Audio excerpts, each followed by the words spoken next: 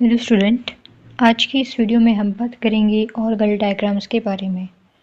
ठीक है, तो ऑर्गल डायग्राम्स आपके पास जो यूज़ होते हैं वो यूज़ किए जाते हैं for the interpretation of spin allowed absorption bands of d origin in the electronic spectra of tetrahedral and octahedral transition metal complexes.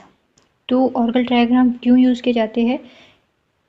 किसी भी एब्जॉर्प्शन बैंड जो आपके पास स्पिन अलॉट एब्जॉर्प्शन बैंड है उसकी जो इंटरप्रिटेशन हो रही है डी ओरिजिन के अंदर, ठीक है, जिसमें हम tetrahedral and octahedral transition metal को स्टडी करते हैं, उस मेथड को स्टडी करने के लिए हम ऑर्गल डायग्राम्स को यूज़ कर रहे हैं।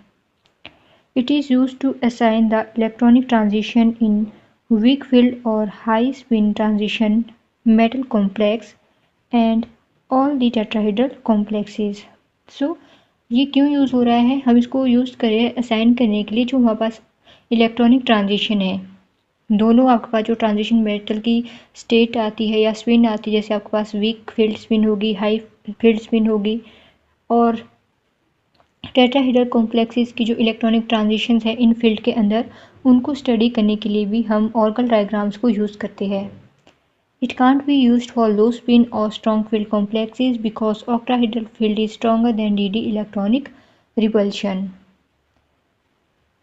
तो वीक फील्ड और हाई स्पिन के लिए तो आपके पास ये ऑर्गल डायग्राम यूज़ हो रहे हैं, बट जब हम बात करें है लो स्पिन की, ठीक है, when we study the low spin और स्ट्रॉन्ग फील्ड कॉम्प्लेक्सेस, जब हम स्पेशली कौन सा केस लेंगे? ऑक्टाहेड्रल फील्ड का केस लेंगे, तो वहाँ पर हम इस ऑर्गल डायग्राम्स की मेथड को यूज़ नहीं कर सकते हैं। ठीक है, जैसे कि हम अभी देखेंगे, हमने यहाँ पे ली है कन्फिग्रेशन। ठीक है, हम ले लिया कन्फिग्रेशन और यहाँ पे हम एनर्जी टर्म यहाँ पे यूज़ कर रहे हैं। फर्स्ट वन हम केस लेंगे D1 D9 का, राइट। D1 D9 में आपके पास D2 स्टेट यहाँ पर देखने को मिलती है, जो कि आपको पता है दो स्टेट में फर्दर स्प्लिट होती है। कौन कौन सी स्टेट है वो? पहला तो हो गया T2G, राइट, और सेकंड में आपको पता है E2 या EG, sorry, EG means double degenerate state आपके पास यहाँ पर EG रहती है, और T2G means try degenerate state. ठीक है, वैसे ही D2 D8 का केस अगर हम ले तो ये आपके पास स्प्लिट होगी दो स्टेट में, F एंड P, और हमें मालूम है जो F आपकी स्टेट है वो फर्दर स्प्लिट होती है तीन स्टेट में। ठीक है, इसीलिए हमने यहाँ पर क्या लिखा है? यहाँ पर हमने 3 लिखा है, इसके ऊपर यहाँ पर हमने 2 लिखा है। क्यों? क्योंकि ये D2 स्प्लिट हो रही है 2 में, F3 स्प्लिट हो रही है 3 में। ठीक है, T1G होगी पहली state, T2G and A1G, sorry A2G। A2G यहाँ पर क्या है? सिंगली डीजेनरेट स्टेट यहाँ पर देखने को मिलती है। सिमिलरली अगर हम P3 की बात करें, P3 यहाँ पर एक्साइटेड स्टेट टर्म में हमारे पास ये मौजूद होती है, F आपके पास जो यहाँ पर स्टेट है वो ग्राउंड स्टेट टर्म में आपको देखने को मिलती है। तो ये P3 आपके पास स्प्लिट होती है T1G में, जैसे कि हमने कोरिलेशन डायग्राम के कॉन्सेप्ट में भी देखा था कि P आपके पास एक ऐसी स्टेट है जो सिंगली एक ही स्टेट में आगे स्प्लिट होती है, वो है T1G। ओके, और उसी तरीके से अगर हम बात करें D3 D7 की, तो D3 D7 में आपके पास ये फर्दर दो स्टेट में स्प्लिट होती है, P और F में। P में आपको पता है कि ये एक में फर्दर स्प्लिट आउट हो जाएगी, और F भी आपके 3 में स्प्लिट आउट हो जाएगी। ओके, फिर है D4 D6। तो D4 D6 आपके पास एक ही स्टेट में स्प्लिट होती है, वो है D5, और D5 आपको मालूम है दो में स्प्लिट हो जाएगी, T2G और EG। और यहाँ पर हम 5 क्यों लिख रहे हैं? क्योंकि इसके साथ क्या है? 5 है। 4 के साथ 4 लिखेंगे, ठीक है, और 3 के साथ हम 3 लिखेंगे, जैसे हमने यहाँ पर लिखा है। ठीक है, 2 है, अगर D2 है तो 2, यहाँ पर भी 2 है, यहाँ पर भी हम 2 लिख रहे हैं, यहाँ पर 3 है तो हम यहाँ पर भी 3 लिख रहे हैं, यहाँ पर भी 3 लिख रहे हैं। ठीक है ना, P4 T1G4 इस वे में, तो इस बात का ध्यान रखना है। जैसे लास्ट में हम देखें D5 आपकी स्प्लिट हो जाएगी S6 स्टेट में। यहाँ पर एक आप देखिए, यहाँ पे तो 5 है, ठीक है, यहाँ पर 5 है, लेकिन हम यहाँ पे लिख रहे हैं S6 स्टेट, तो इसमें कंफ्यूज नहीं होना है। जैसे यहाँ पे D4 D6 है तो आपने ये नहीं सोचना है कि यहाँ पे भी D6 आना चाहिए था, नो, ये फर्दर इसमें स्पेसिफिक रीज़न है कि ये D5 में स्प्लिट होगी। ये आपके पास जो D3 एंड D7 में जो ओरकल डायग्राम बनेंगे उसमें F4 और P4 आपको स्टेट देखने को मिलेगी, जो हम अभी डायग्राम में भी स्टडी करने वाले हैं, ठीक है ना। तो D5 आपकी S6 में स्प्लिट होगी।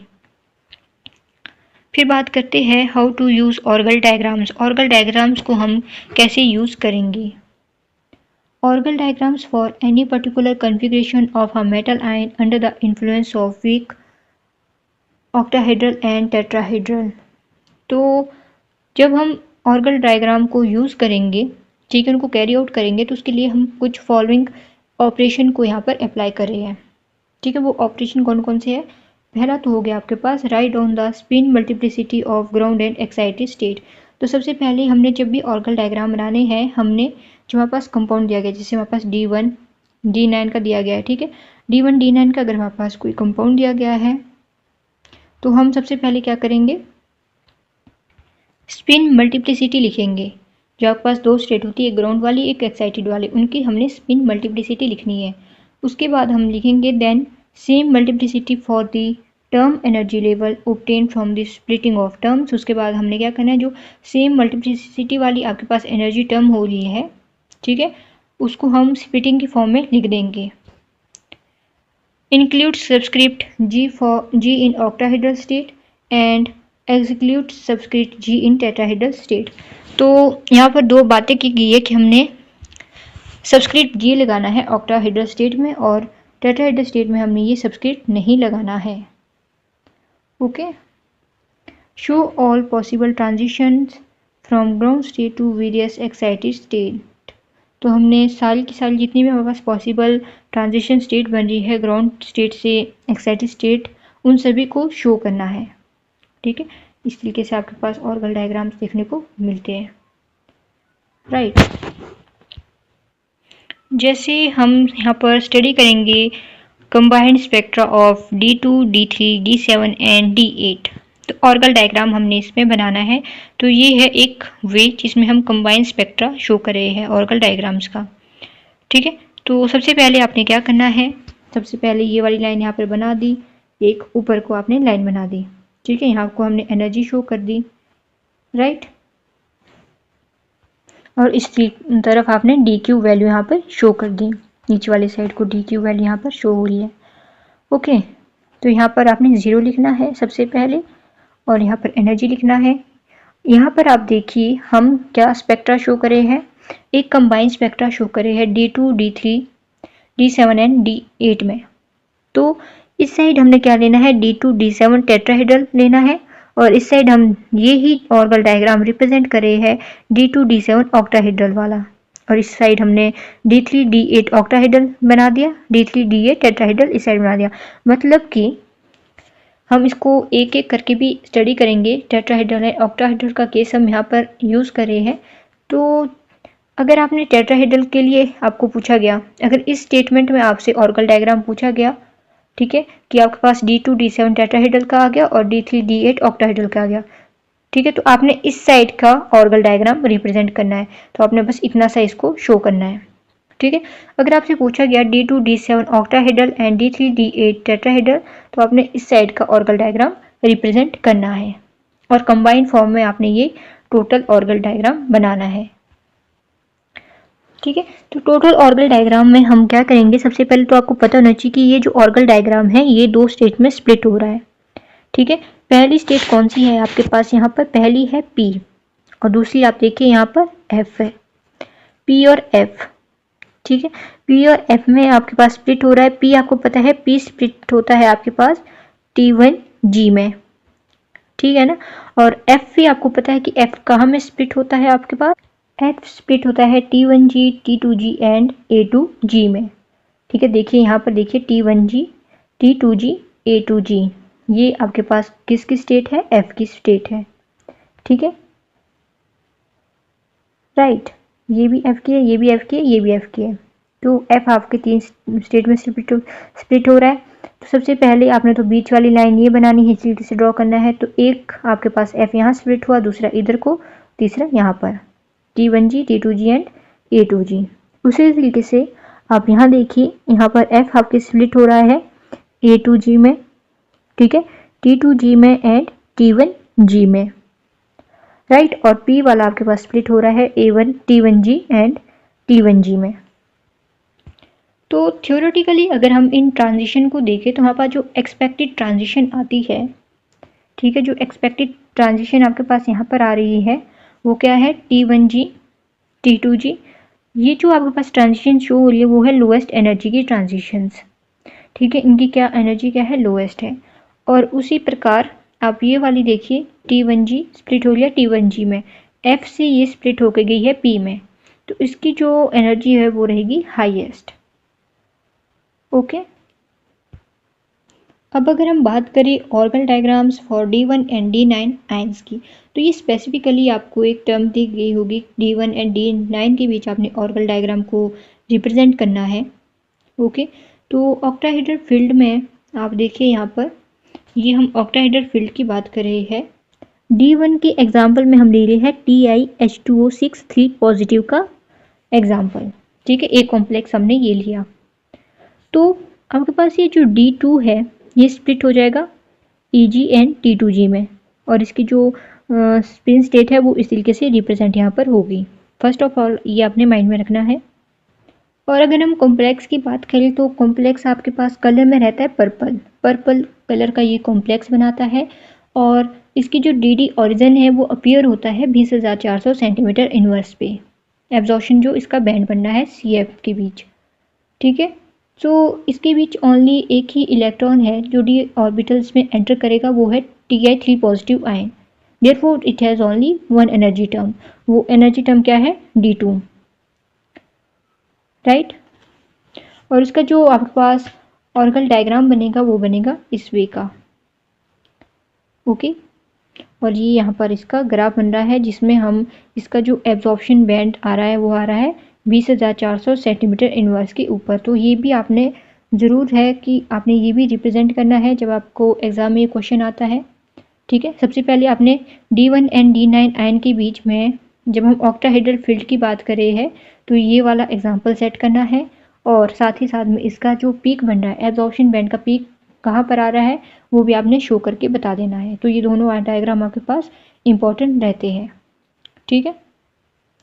उसी प्रकार अगर हम D1 and D9 tetrahedral field में देखें, ठीक है, तो D1 टेट्राहेड्रल, D9 टेट्राहेड्रल, तो उसमें जो आपके पास डायग्राम बनेगा वो बनेगा इस तरीके का, राइट। तो इसमें कंफ्यूज नहीं होना। आप अगर देखिए, अगर आपने ध्यान से देखा होगा, ये वाला जो आपके पास बन रहा है ये क्या है, ये सेम नहीं है जो हमने अभी बनाया, ये ऑक्टाहेड्रल फील्ड को शो करा है, और इसका जो रिवर्स है, ठीक है, इसका जो रिवर्स आपके पास आ रहा है इस साइड, ठीक है, ये आपके पास शो करा है टेट्राहेड्रल का।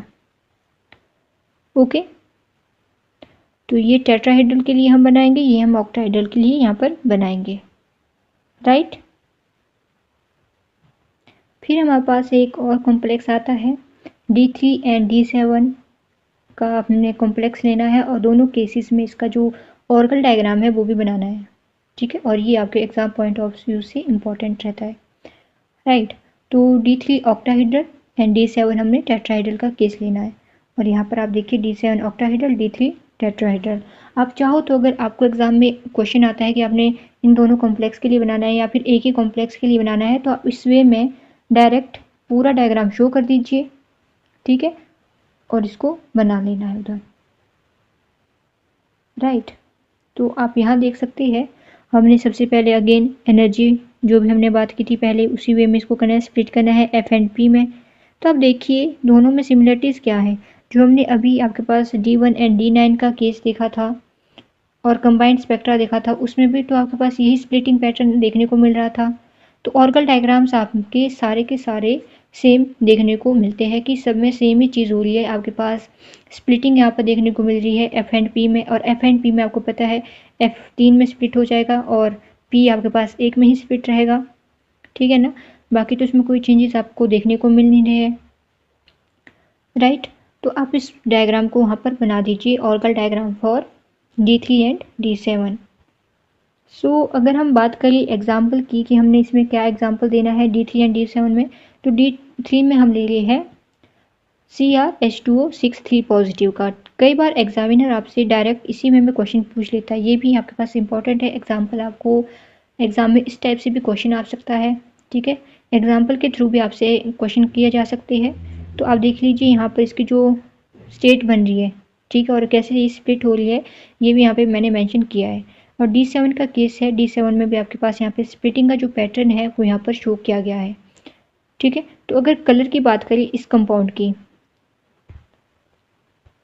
तो कलर इसमें आपके पास रहता है लाइट ग्रीन कलर, ये बनाता है लाइट ग्रीन कलर का solution, okay.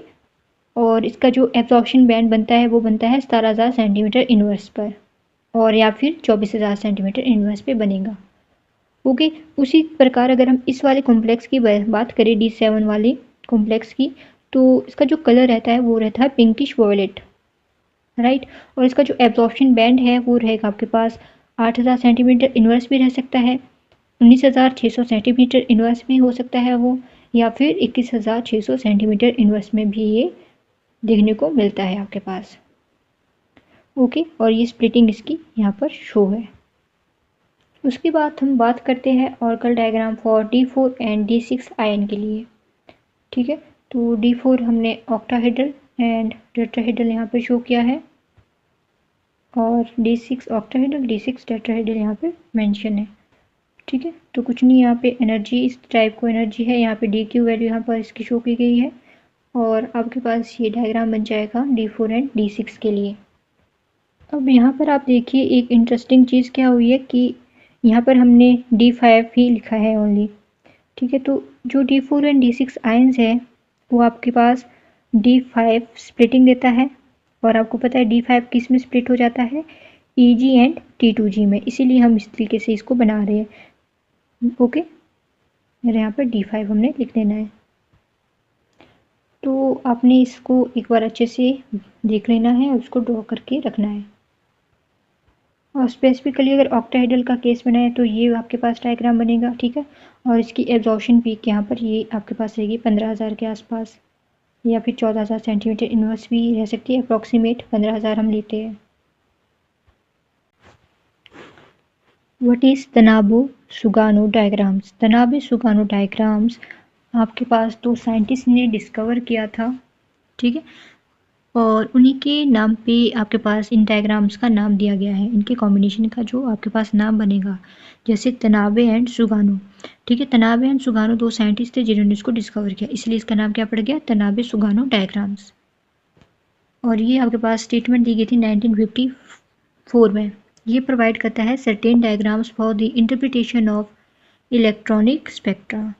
The quantitative diagram sharing the charge in the energies of levels of a DN system accompanying the change a free metal ion to weak octahedral field to strong octahedral environment are known as Tanabe-Sugano diagrams। तो ये जो आपके पास diagram है एक quantitative diagram को represent कर रहा है, जिसमें हम क्या देखते हैं, शेयरिंग, ठीक है, शेयरिंग हो रही है और चेंज हो रहे हैं एनर्जी लेवल्स में। आपके पास जो डीएनए सिस्टम है उसमें ये सारी चीज़ें देखने को मिल रही है। तो ये चेंजेस क्या हो रहे हैं, इसमें आपके पास देखिए एक फ्री मेटल आयन है, ठीक है, वो जाता है आपके पास वीक ऑक्टाहेड्रल फील्ड में, और वहाँ से आपके पास स्प्लिट होकर जाता है स्ट्रॉन्ग ऑक्टाहेड्रल फील्ड एनवायरनमेंट में।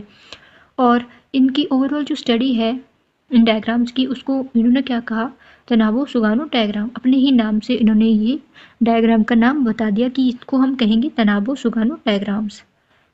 These diagrams may be used both for weak and strong field and more comprehensive for the orgal diagrams। तो जैसे हमने अभी बात की थी ऑर्गल डायग्राम के बारे में, तो ऑर्गल डायग्राम को स्टडी करने के लिए भी हमें इन डायग्राम की नीड पड़ती है, ओके। सो देखिए इन डायग्राम में क्या हो रहा है, इन दिस डायग्राम्स एनर्जीज को हम E/B की फॉर्म में लिखते हैं। Energy of the level of DN system are plotted against crystal field strength, जो आपके पास क्या हम लिख रहे हैं, DQ आपके पास क्या रहता है, क्रिस्टल फील्ड स्ट्रेंथ रहते हैं, ठीक है। Here we require two parameters, यहाँ पर हमारे पास दो पैरामीटर की ज़रूरत होती है वो पैरामीटर है B and C to describe the inter electronic repulsion of d electron of the system. और ये जो आपके पास दो पैरामीटर है इनको हम क्या कहते हैं, रचिस पैरामीटर्स। ओके, तो इससे रिलेटेड भी आपको एग्जाम में क्वेश्चन आ सकता है। तो इन डायग्राम में जो लोवेस्ट टर्म है वो उसको हम जीरो लेंगे, zero of energy. When there is change in the ground term the diagram is discontinuous and this discontinuity always takes in the upward direction या फिर increasing direction at the slope of these term energies। जैसे हम यहाँ पे start करेंगे energy level diagram for D3 complex के लिए हमने एनर्जी लेवल डायग्राम बनाना है, तो नाबो-सुगानो डायग्राम को बनाना है। सबसे पहले तो आपने जो D3 का कॉम्प्लेक्स है उसमें हम एग्जाम्पल लेते हैं, आपको पता ही है हमने बात की थी क्रोमियम H2O6 3 पॉजिटिव, तो हमने ये एग्जाम्पल यहाँ पर लिया है क्रोमियम का, ठीक है। और इसकी जो ग्राउंड स्टेट है वो क्या है, F4 है। ग्राउंड स्टेट यहाँ पर क्या रहेगी, F4 रहेगी। और F आपके पास पता है कि 3 स्टेट में स्प्लिट होता है, ठीक है। T1G हो गई, T2G एंड A2G। F आपके स्प्लिट होता है 3 टर्म में। और जो इसका एब्जॉर्प्शन बैंड है वो आएगा आपके पास 17,000 के पास, ठीक है। 24,000 एंड 37,000 सेंटीमीटर इनवर्स में आपके पास यहाँ पे इसका वो बनता है एब्जॉर्प्शन बैंड। तो देखिए इस तरीके से आपने ये डायग्राम बनाना है, ठीक है। सबसे पहले बेस में आपने F वाली स्टेट लिखनी है, फिर P, फिर F, और इसकी स्प्लिटिंग आपने कर देनी है और इसको आपस में मिलाना है, ठीक है, इस तरीके से, राइट। तो ये किसके लिए हम तनाबो-सुगानो डायग्राम बना रहे हैं, D3 के कॉम्प्लेक्स के लिए। उसी प्रकार अगर हम नेक्स्ट डायग्राम देखें वो बनाएंगे हम D4 का, ठीक है। तो D4 में आपके पास यहाँ पर आप देख लीजिए हम इस तरीके का डायग्राम रिप्रेजेंट करेंगे, ठीक है। और जिसमें ग्राउंड स्टेट टर्म है वो है D5, ओके। और D5 आपके पास स्प्लिट होती है दो फॉर्म में, EG एंड T2G में। EG एंड T2G फॉर्म में ये स्प्लिट हो जाएगी। उसी तरीके से इसमें F एंड D वाली फॉर्म में आपको देखने को मिलती है, P3 होगी, ठीक है। और ये आपके पास यहाँ पे स्प्लिट होती हुई नज़र आएगी और इनको हमने आपस में लिंक करना है और आपके पास बन जाएगा एक इसका डायग्राम।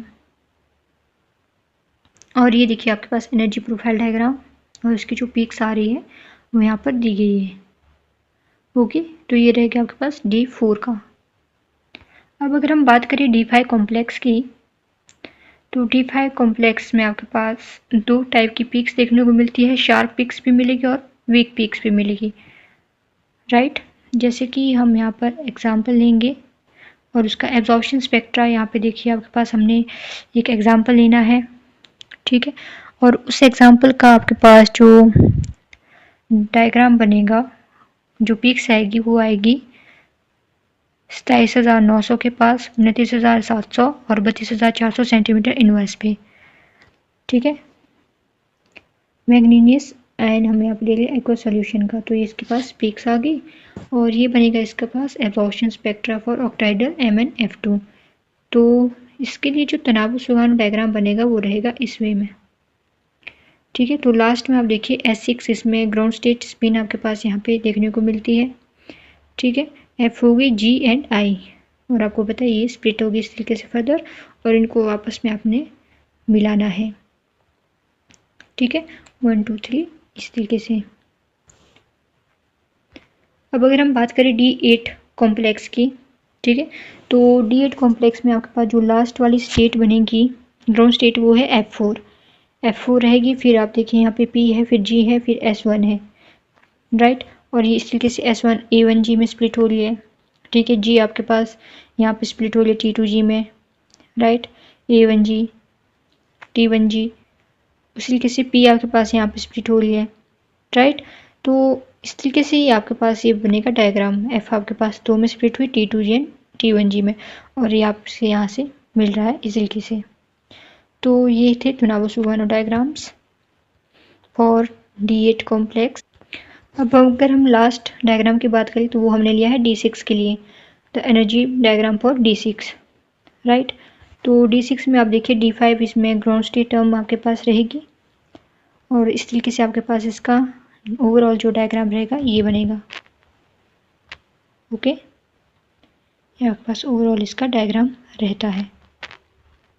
तो इसमें भी टोटली आपके पास 6 स्टेट है, DHFGDFP, और इस तरीके से स्प्लिट होके इस तरीके से आपके पास डायग्राम की रिप्रेजेंटेशन देती है।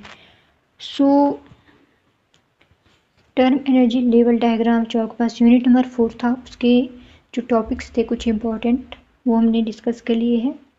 तो इस यूनिट में बस इतना ही। नेक्स्ट जो हम चैप्टर करेंगे वो आपके पास रहता है मैग्नेटोकेमिस्ट्री का। ओके,